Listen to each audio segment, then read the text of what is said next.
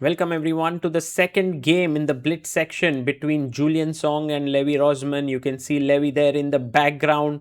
He is actually, I think, on his stream right now, while Julien is waiting for Levy to return for the game to begin. The score right now is 9-6 in the favor of Levy with 7 more Blitz games to go. So clearly Julien can make a comeback here, as we see David Martinez, the organizer of this event, walking in the background. Levy comes back, and well, this will be very exciting to see what will be Julien's opening with the white pieces.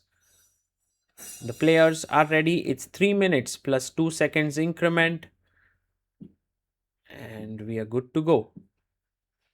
Handshake, and there we go. Pawn to d4 by Julien, and Levy takes his time. In a 3-minute game, he is taking quite a bit of time for his first move. Knight f6, c4 played, and now e6. Knight comes out to f3. And will Levy go for Queen's Gambit declined with d5? No, he goes for bishop b4 check. The Bogo Indian. Queen comes out to e7. Pawn to g3 to get the bishop on this diagonal. Takes, knight takes, and d6 played. Generally, this is a very stable way for black to play. You trade off your dark squared bishop, then put your pawns on the dark squares, opening up the light squared bishop. So e5 played, and after takes, you can take back. If white pushes, then black can go a5, knight a6, knight c5. This is all very common ideas. But Julien here taking his time. He is deciding what to play. And time-wise, he did make his opening moves quickly, so he had slightly extra time. He took, takes here, and already Levy's position looks nice. White castles, and I believe black can also castle here. Yes, black also castles here. And now queen to b3 could be an idea to put pressure here. Julien goes queen c2. And knight c6 to d4 is a good plan. By the way, e4 would be very interesting because after knight g5 you also have e3. And maybe Levy is getting tempted by this idea to push the pawn forward. Should he do it? Should he not do it? Is the question.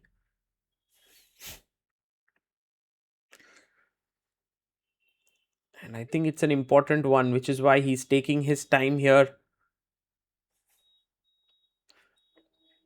Maybe there is knight to c6 and then e4, and then the knight could jump to d4. Yes, he plays his knight to c6. Not so easy to for white to continue here with the threat of e4 being there. So he plays e3.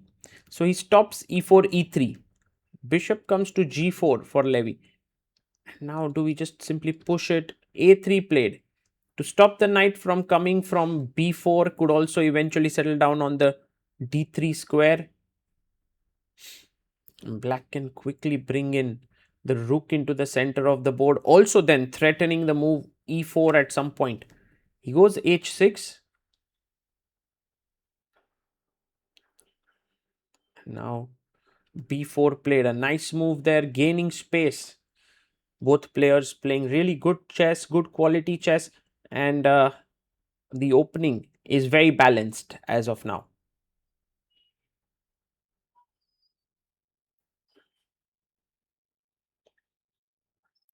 Now Levy pushes his pawn forward to e4.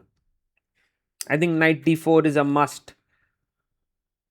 There's nowhere else that the knight can go. Like knight h4, you get trapped. Knight e1 would be terrible. Bishop e2. So knight d4. And now the pawn in the center is being attacked 3 times. So he goes rook e8, defends it. Levy is okay with getting doubled pawns, which is interesting decision by him. Levy always values activity more than structural things. He is a very, very active player. So here he's okay with this double pawns. He sees that the rook, the bishop on g4 and the pawn on e4, really big assets there. Queen e5 played. pawn to c5, and now maybe you just simply go h5, h4. By the way, white's plan now is knight c4 and knight a5 even to put pressure on the c6 point. He goes rook a d8, knight c4, maybe not the best move, queen h5.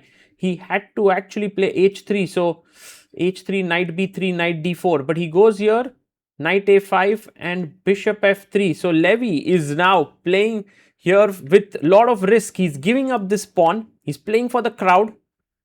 If you take this pawn, I mean, which is a good move, I think Julien must take it. He must risk it. Take the pawn on c6. Because if you take here, e takes f3 and then with queen h3 check ideas, it's very, very powerful. On the other hand, knight g4 is a big threat, but he goes queen c4. That's just a big, big error here. And knight to g4, Levy finds a good move. With rook d2 coming in, things are looking really bad.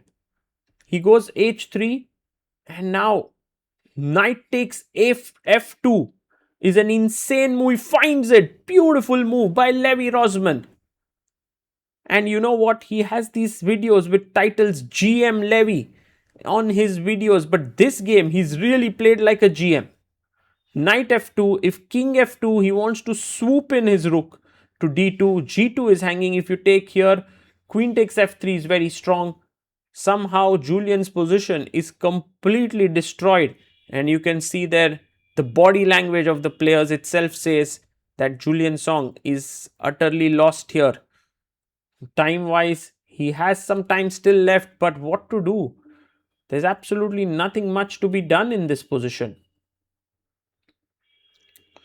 Notice how after king f2, rook check, rook e2 is impossible because rook takes e2. You know, you have so much control on the e2 square. So after going down to the last few seconds now, I think Julien has to find a move. It's not so easy. He plays rook a2. Okay, but that's just like resignation. Knight takes h3.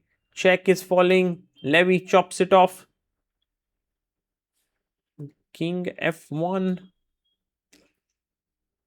And now queen f5. Or there's even rook d3 here.